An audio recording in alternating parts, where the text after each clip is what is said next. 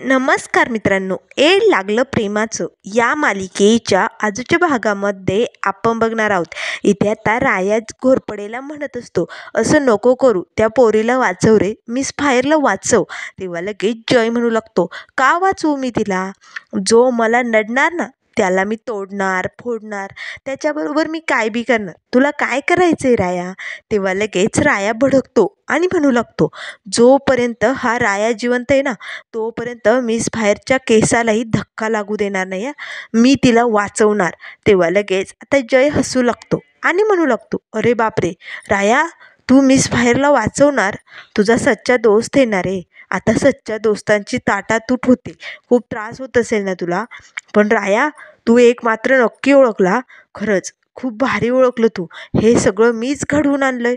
अरे बापरे, पण काय करणार? आता तर त्या मंजिरीचे केस कापले जाणार, तिचं मुंडन होणार, आता तिला शिक्षा होणार.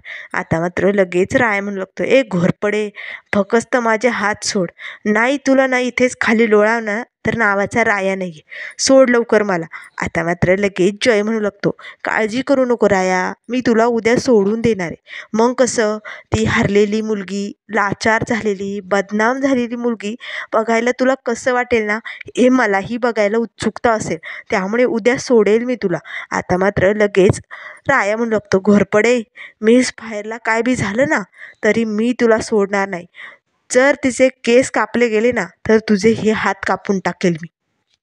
तेव्हा लगेच जय म्हणू लागतो, अरे बापरे, माझे हात कापशील राय तू? माझे हात का कापतोय राय तू? केस तर गाववाले भादरणार आहे ना तिचे.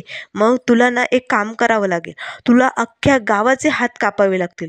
अरे बापरे, अख्ख्या गावाचे हात कापणार राया? पण कसे?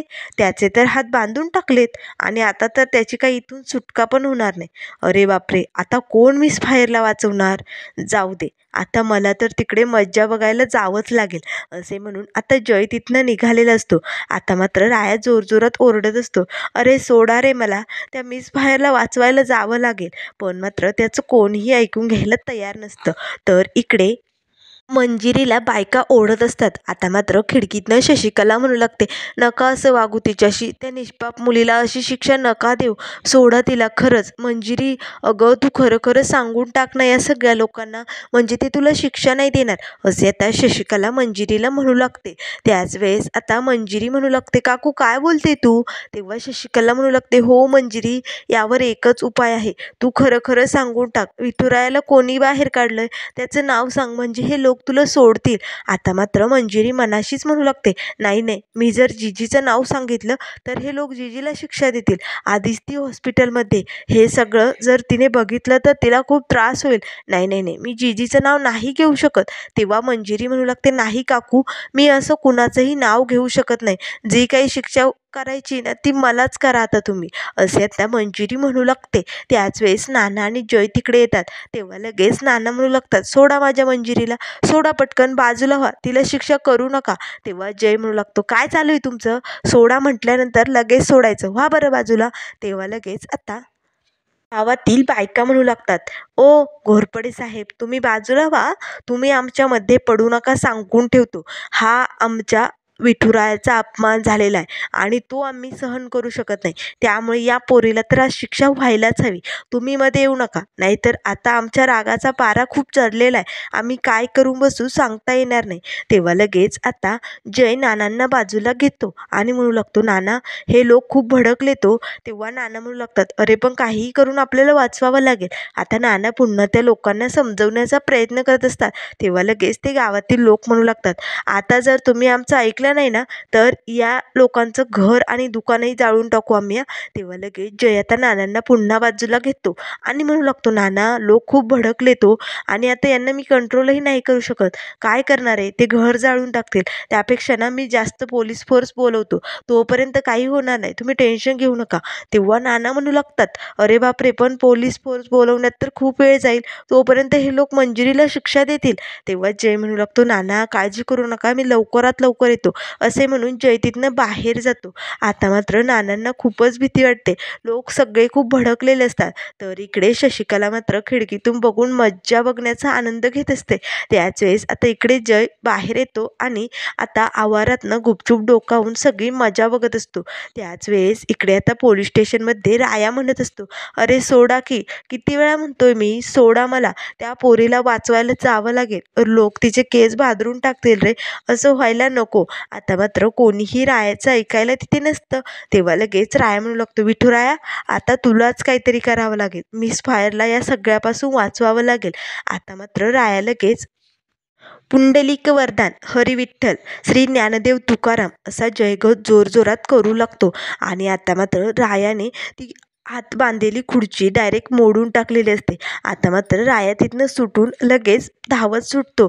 त्याच वेळेस इकडे आता नाना सगळ्या लोकांसमोर हात जोडू लागतात आणि म्हणू लागतात, तुम्हाला जी काही शिक्षा द्यायची असेल ना ती मला द्या, पण माझ्या पोरीला काय बी करू नका हो, सोडा हो तिला, असं नका करू, तिच्याकडनं चूक झाली असं वाटतं ना तुम्हाला, खरंच मग सोडा ना तिला, माफ करा ना, मोठ्या मनाने माफ करा ना तिला. तेव्हा लगेच ते गावातील लोक म्हणू लागतात, नाही नाही, आमच्या विठुरायाची विटंबना केली, हिला शिक्षा तर व्हायलाच हवी, हिला आम्ही सोडणार नाही. तेव्हा नाना म्हणू लागतात, असं करू नका हो, तुम्हाला वाटतं ना तिच्याकडनं चूक झाली, खरंच मग असं असेल ना तर मी माफी मागतो, मोठ्या मनाने माफी मागतो तुमची, पण पुन्हा ती असं कधीही काहीही करणार नाही, पण सोडावं तिला, खरंच तिने असं काहीही केलेलं नाही आहे, खरं तर ती खूप मोठी विठुरायाची भक्त आहे, तुम्हालाही माहिती आहे ना काकू, आमची मंजिरी वाघीण आहे असं तुम्ही म्हणायच्या ना, खरंच सगळे लोक तिचे गुण गायचे, मग आज अशी शिक्षा का देताय तिला. तेव्हा लगेच त्या काकू म्हणू लागतात, आधीची मंजिरी आणि ही मंजिरी वेगळीच आहे, कारण आम्ही हिचा व्हिडिओ बघितलाय, त्या व्हिडिओमध्ये विठुरायाला नको नको ते बोलली आणि हे आम्ही खपून घेऊ शकत नाही या. तेव्हा लगेच नाना म्हणू लागतात, पण असं नका करू, एक बाप आपल्या मुलीची अशी शिक्षा नाही बघू शकत, त्यापेक्षा ना मेलेलं बरं, खरंच एका बापासमोर एका मुलीला असं बदनाम नका करू, सोडा तिला, मी तुमच्यासमोर हात जोडतो, असे हात जोडून नाना म्हणू लागतात. आता मात्र नानांची अशी केविलवाणी केलेली विनवणी बघताच मंजिरीला मात्र खूपच वाईट वाटतं. तेव्हा लगेच नाना म्हणू लागतात, तुम्हाला शिक्षा द्यायची ना मग मला द्या, हवं तर ना तुम्ही माझे केस भादरा, मला मारा, मारून टाका, पण मला असं नका करू हो, माझ्या देखत माझ्या मुलीला अशी शिक्षा नका करू, हवं तर ना माझे केस भादरून माझ्या तोंडाला काळं फासून गावातून धिंड काढा तरी चालेल, जी काही शिक्षा द्यायची ती मला द्या. आता मात्र लगेच नाना तिथे खुर्चीवरती बसतात. त्याच वेळेस आता न्हावीही आलेला असतो. आता मात्र लगेच सगळे गावातील लोक नानांकडे बघू लागतात. तेव्हा नाना म्हणू लागतात, मी माझ्या मुलीची शिक्षा भोगायला तयार आहे, तुम्हाला काय शिक्षा द्यायची ती मला द्या. आता मात्र लगेच नाना त्या खुर्चीवरती बसतात. तेव्हा लगेच आता तो न्हावी त्या नानांचे केस भादरायला जाणार, तेच मंजिरी म्हणत असते, नाना असं नको करू, नाना प्लीज ऐका ना माझं, असं नका करू, तुम्ही तुम्ही का शिक्षा भोगताय, तुम्ही काही चूक केलेली नाही आहे. पण मात्र मंजिरीला त्या बायका काही सोडायला तयारच नसतात. तर इकडे राया धावत धावत मंजिरीला वाचवण्यासाठी निघालेला असतो. तर मात्र इथे जय मात्र बाहेरनं सगळं काही बघत मजा घेत असतो. तेव्हा लगेच आता हवालदार येतो आणि म्हणू लागतो, जय सर आपल्याला तर जास्त पोलीस फोर्स मागवायची होती ना, जावं लागत होतं ना, मग तुम्ही इकडे काय करताय. तेव्हा जय म्हणू लागतो, कशाला हवी पोलीस फोर्स, कुणाला इथे कंट्रोल करायचे, जे काही चालू आहे ना ते चालू दे आणि तू मजा बघ. त्याच वेळेस आता लगेच इथे जयला चौकीमधनं फोन येतो. तेव्हा जय म्हणू लागतो, हा चौकीमध्ये पण काय प्रॉब्लेम झालाय, आता कशाला फोन करतायत, धड मजा पण बघू देत नाही राव, असे म्हणून आता जय फोन उचलतो. त्याच वेळेस लगेच आता हवालदार म्हणू लागतो, जय सर एक खूप मोठा प्रॉब्लेम झालाय चौकीत. तेव्हा जय म्हणू लागतो, काय झालंय आता. त्याच वेळेस आता हवालदार म्हणू लागतो, अहो तो राया खुर्ची मोडून पळालाय.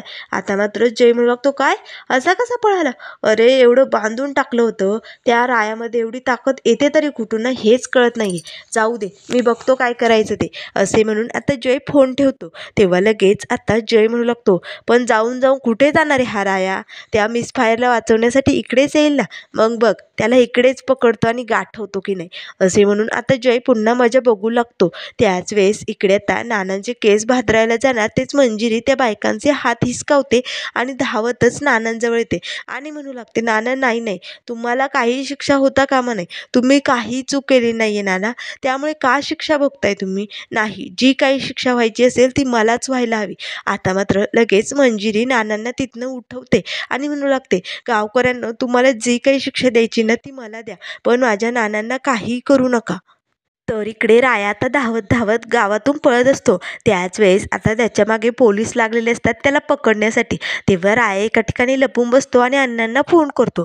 तेव्हा अण्णा म्हणू लागतात, "राया, बच्चा बोल ना, काय काम आहे तुला?" तेव्हा राया म्हणू लागतो, "अण्णा, मी पोलीस स्टेशनमधनं पळालोय. मला वाचवा, काहीतरी करावं लागेल. पोलीस माझ्या पाठीमागे लागलेत." तेव्हा लगेच अण्णा म्हणू लागतात, "राया, अरे पोलीस स्टेशनमधनं का पळाला तू? काय गरज होती? तुला तुझ्या बापावरती विश्वास नाही का? मी तुला तिथनं सोडवून आणलं असतं. तू एक काम कर, तू पुन्हा पोलीस स्टेशनला जा, म्हणजे मी तुला तिथनं सोडून घेऊन येतो, काय बी प्रॉब्लेम होणार नाही." तेव्हा राया म्हणू लागतो, "नाही नाही अण्णा, मी आता परत जाऊ शकत नाही. मला तर त्या मिसफायरला वाचवायला जावंच लागेल. असं मी नाही करू शकत." तेव्हा अण्णा म्हणू लागतात, "अरे राया, पण मी काय म्हणतोय ते तरी ऐकून घे. तू पोलीस स्टेशनमधनं पळून खूप मोठा गुन्हा करतोयस." तेव्हा राया म्हणू लागतो, "अण्णा, आता जे काही झालंय ते सांगायला माझ्याकडे वेळ नाहीये, पण मला मिसफायरला वाचवण्यासाठी जावंच लागेल." असे म्हणून आता लगेच राया फोन बंद करतो. त्याच वेळेस इकडे अण्णा म्हणू लागतात, "अरे बापरे, म्हणजे माझा फोन कट केला? एका बापाचा फोन कट केला या रायाने? नाही नाही, त्या पोरीच्या नादाला लागून तू बापाला विसरलाय राया. पण बघ, तुला याची शिक्षा नक्की होणार म्हणजे होणार." आता मात्र इकडे नाना मंजिरीला म्हणत असतात, "मंजिरी, तू जा तिकडे, होऊ दे, काय शिक्षा व्हायची ना ती होऊ दे मला. मी तुला शिक्षा झालेली नाही बघू शकत गं." तेव्हा लगेच आता मंजिरी म्हणू लागते, "अहो नाना, तुम्ही या लोकांसमोर किती विनवणी केली, पण यांना काही ऐकूच येत नाहीये. त्यामुळे प्लीज तुम्ही ही हात जोडणं, विनवणी करणं बंद करा. खरं तर या लोक ना देवाची भक्ती काय असते ना तेच ठाऊक नाहीये. जर त्यांना भक्ती माहीत असते ना, त्यांनी एवढं मोठं पाऊल उचललंच नसतं. पण यांना किती समजावलं आपण, किती हातपाय जोडले, पण नाही ऐकत ना. मग विनवणी करणं बंद करा नाना. तुम्ही फक्त एकच करा, तुम्ही जिजीची काळजी घ्या, तिच्याकडे जा. खरं तर मी तिच्यासमोरही जाऊ शकत नाही. त्यामुळे मला जी काही शिक्षा व्हायची ना ती मी भोगायला तयार आहे नाना." तेव्हा नाना म्हणू लागतात, "नाही नाही मंजिरी, नाही, तुला शिक्षा होता कामा नये. हे मी नाही बघू शकत मंजिरी." तेव्हा लगेच आता मंजिरी म्हणू लागते, "नाना, फक्त माझ्यासाठी एवढंच करा. तुम्ही जिजीची काळजी घ्या. तुम्ही व्हा बाजूला इथनं." तेव्हा लगेच आता त्या बायका म्हणू लागतात, "हो, खरं तर ना या मंजिरीला शिक्षा व्हायला हवी." त्याच वेळेस गावातील काही लोक म्हणू लागतात, "नाही नाही, हा बाप त्या व्हिडिओ तिथेच होता. मग एका बापाचं काम नव्हतं का आपल्या मुलीला थांबवण्याचं? ती विठुरायाची एवढी अवहेलना करत होती, तरीही हा बाप बघत होता. नाही नाही, याचा अर्थ म्हणजे या दोघांनाही शिक्षा व्हायला हवी." तेव्हा मंजिरी म्हणू लागते, "हो काय बोलताय तुम्ही? मी चूक केली ना, मग शिक्षा भोगायला मी तयार आहे ना. माझ्या नानांना काही होता कामा नये." आता मात्र लगेच नाना म्हणू लागतात, "मंजिरी, होऊ दे मला शिक्षा. मी शिक्षा भोगायला तयार आहे. मी तुमच्यासमोर हात जोडतो. जी काही शिक्षा द्यायची ना ती मला द्या. सोडा माझ्या मुलीला. असं नका करू." आता मात्र लगेच मंजिरी म्हणू लागते, "नाना, किती वेळा सांगितलं मी, या राक्षस लोकांचा हातापाया पडून काही उपयोग होणार नाही. जी काही शिक्षा व्हायची ना ती भोगायला मी तयार आहे. कारण या लोकांना आपण काय सांगतो ना हे ऐकायलाच येत नाहीये." तेव्हा लगेच त्या बायकांना राग येतो. तेव्हा त्या बायका म्हणू लागतात, "आता ही आपल्याला शिकवणार का काय शिक्षा द्यायची काय नाही? म्हणजे चूक हिने केली आणि वरती आपल्यालाच बोलती." तेव्हा नाना म्हणू लागतात, "तिचं मनावरती घेऊ नका. रागाच्या भरात बोलली ती. खरंच तिला सोडा, असं करू नका." त्याच वेळेस गावातील काही लोक नानांना पकडतात. आता मात्र लगेच त्या बायको म्हणू लागतात, "हिच्याकडे बघत काय बसलोय आणि हिचं बोलणं आपण ऐकतोय तरी का? पकडा हिला, खेचा हिला आणि बसवा त्या खुर्चीवरती." असे म्हणून आता मंजिरीला त्या खुर्चीवरती बसवलं जातं. तर आता इकडे जय ही मजा बघत असतो. त्याच वेळेस आता जयला शशिकला फोन करते. तेव्हा लगेच जय म्हणू लागतो, "आता कुणाचा फोन आलाय?" तेव्हा लगेच शशिकला म्हणू लागते, "अरे घोरपडे, कुठे गेलास तू इथे मजा बघायची सोडून?" आता मात्र जय फोन उचलतो. तेव्हा लगेच शशिकला म्हणू लागते, "अरे घोरपडे, खरंच फोर्स आणण्यासाठी गेला की काय तू? कुठे आहेस तू? तुला मजा नाही बघायची का?" तेव्हा जय म्हणू लागतो, "अगं इथे बाहेरच आवारातनं मजा बघतोय मी. चालू दे चालू दे, तू पण बघतेस ना." तेव्हा शशिकला म्हणू लागते, "अरे एवढा कसा आनंद झालाय मला, तुला काय सांगू, खरंच परमानंद झालाय. एवढा आनंद झालाय की गगनात मावेन असं झालंय. खरंच खूप मज्जा येते रे." तेव्हा जय म्हणू लागतो, "हे बघ, एवढा आनंद होता कामा नये, कारण कितीही आनंदाचा समुद्र आला ना तरी त्याला दुःखाचा किनारा असतो, एवढं लक्षात ठेव." तेव्हा लगेच शशिकला म्हणू लागते, "म्हणजे काय म्हणायचंय जय तुला? दुःखाचा किनारा म्हणजे काही वाईट बातमी आली का?" तेव्हा लगेच जय म्हणू लागतो, "हो, एक वाईट बातमी आपल्यासाठी, सांगू का तुला?" तेव्हा शशिकला म्हणू लागते, "हो हो, काय वाईट बातमी, सांग पटकन."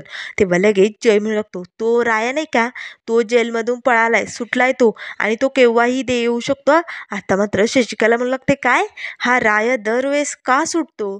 तेव्हा लगेच घोरपडे म्हणू लागतो, बरं जाऊ दे, चल मजा बघ, तोपर्यंत हिचे केस भादरून होणारच आहे, कारण आता तर त्याला सुरुवात झाली ना.